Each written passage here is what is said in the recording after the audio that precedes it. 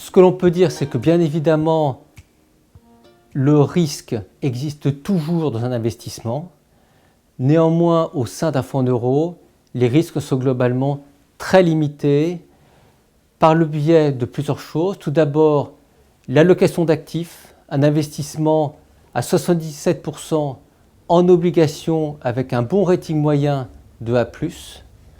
Deuxièmement, ce sont les règles de solvabilité qu'on appelle solvabilité 2. L'intérêt de ces règles de solvabilité, c'est qu'elles vont contraindre les assureurs à apporter de la marge de solvabilité au niveau correspondant au risque pris dans les investissements financiers.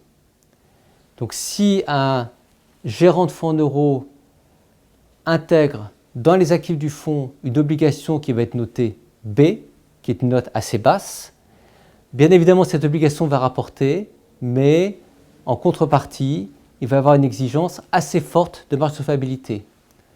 De la même manière pour les actions qui permettent de booster le rendement, les actions dans solvabilité 2, on fait l'hypothèse qu'elles peuvent baisser de 40%.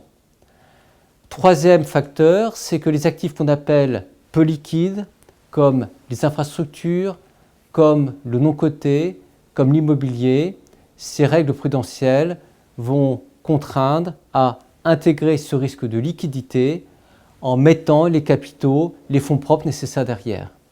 Donc oui, il y a un risque théorique sur les fonds en euros, mais dans la pratique, tout le mécanisme de sécurité qui est autour apporte toute garantie à l'adhérent.